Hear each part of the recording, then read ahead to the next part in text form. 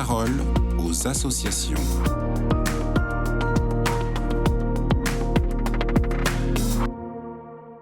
Bonjour à tous, bienvenue dans la parole aux associations. Aujourd'hui, je suis avec la porte-parole de Santé-Gidio France, Mireille Davienne. Bonjour Mireille. Bonjour Agnès. Alors le pape François a défini la vocation de Santé-Gidio grâce aux 3 P, prière, pauvres et paix. Et aujourd'hui, vous allez nous expliquer le deuxième P. Alors pourquoi les pauvres ? Alors, en 68, les premiers étudiants qui ont commencé Santé-Gidio avaient le rêve de changer le monde, comme beaucoup de jeunes à l'époque, mais de manière non violente. Donc, ils se sont mis à lire l'Évangile et en lisant la vie de Jésus, ils ont trouvé un appel à être proche des pauvres. Et ils ont découvert, notamment dans la parole du bon samaritain, qu'avoir du cœur pour quelqu'un qui souffre, avoir un regard, une attention, en fait, c'était quelque chose de très simple. Avoir un cœur qui souffre avec l'autre qui souffre, un cœur qui se réjouit quand l'autre se réjouit, être capable de faire de la place à l'autre au sens large.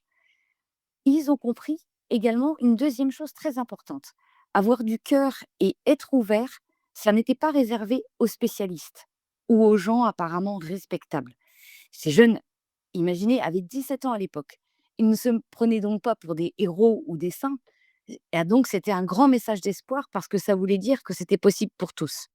Et alors concrètement, quelle forme a pris cette proximité avec les pauvres ? Au début, les jeunes lycéens et étudiants ont commencé à être proches des pauvres en donnant le peu qu'ils avaient, c'est-à-dire leur temps et leur savoir. Ils ont ainsi donné naissance à l'école de la paix. C'était des cours gratuits après l'école pour les enfants des bidonvilles des périphéries de Rome.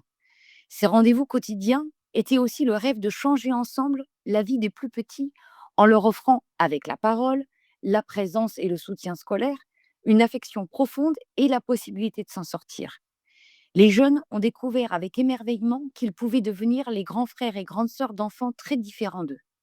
Et au fil des années, cette amitié a permis de développer une sensibilité envers d'autres personnes pauvres. Les personnes âgées seules et malades, les personnes handicapées physiquement et mentalement, les sans-abri, prisonniers, condamnés à mort, réfugiés, malades du sida, enfants des rues. Aujourd'hui, cette proximité concrète avec les pauvres rassemble pas moins de 60 000 personnes investies dans plus de 70 pays dans le monde. Et alors comment cette solidarité avec les pauvres a-t-elle influencé la vocation de Santé-Gidio ? Alors, la solidarité avec les pauvres a influencé Santé-Gidio au point de devenir un élément essentiel de sa spiritualité, parce qu'elle est vécue comme une véritable amitié, un lien personnel avec les plus défavorisés et surtout un service. Un service qui est fondé sur la gratuité et le bénévolat et ouvert à tous, en fonction de ses moyens et de sa disponibilité. Comme on ne signe rien et qu'on ne prononce pas de vœux à Santé-Gidio, c'est avant tout un engagement de cœur. Et comme dans l'histoire du bon samaritain, le service aux pauvres ne se fait jamais seul, mais ensemble, dans un nous prophétique, dans un monde où il y a beaucoup de haine et de violence, et trop de moi isolés.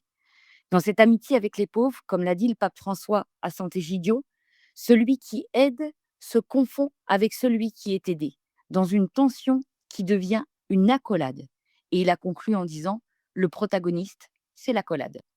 Eh bien, merci Mireille pour ce partage et je rappelle qu'on peut retrouver plus d'informations sur le site internet santegidio.fr. Je vous souhaite une très belle journée et je vous dis à bientôt.